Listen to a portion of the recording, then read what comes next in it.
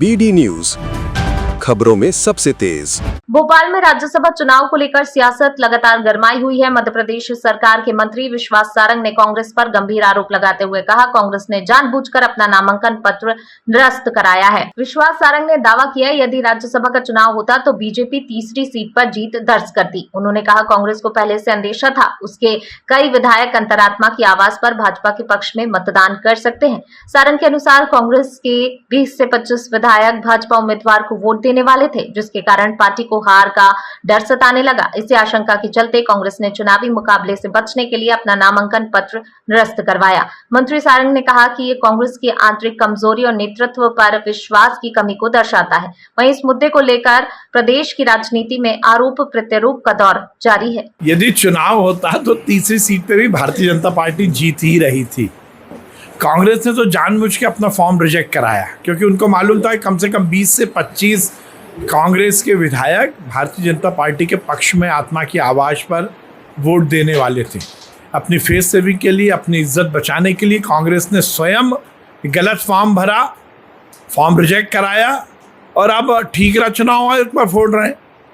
आपने गलत फॉर्म क्यों भरा?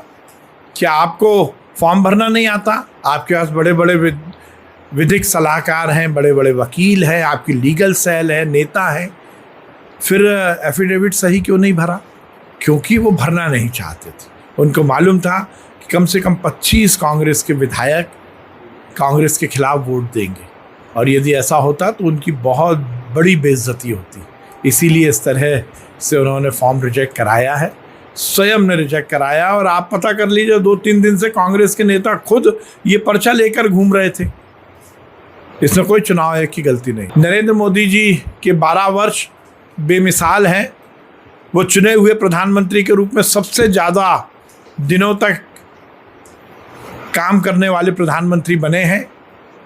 निश्चित रूप से उनका ये कार्यकाल इस देश के लिए बहुत उपयोगी रहा है। हर क्षेत्र का विकास, हर वर्ग का कल्याण, सुशासन, आर्थिक अनुशासन का पालन, युवा से लेकर महिला, महिला से लेकर किसान, किसान से लेकर मजदूर, खेत से लेकर खलियान और शहर से लेकर गांव, हर क्षेत्र का विकास, हर वर्ग का कल्याण। कोविड जैसी महामारी में इस देश की जनता का जान बचाने से लेकर राम मंदिर के निर्माण और धारा 370 हटाने तक नरेंद्र मोदी जी ने जो कुछ किया, शायद उससे पहले कभी नहीं हुआ। आज हम सब ने मंदिरों में पूजा की, अर्चना की, अनुष्ठान किया, इस कामना के साथ कि नरेंद्र मोदी जी दीर्घायु हों और उनके नेतृत्व में ये देश और आगे बढ़े। नरेंद्र मोदी जी के 12 वर्ष पूर्ण होने पर बहुत बहुत बधाई।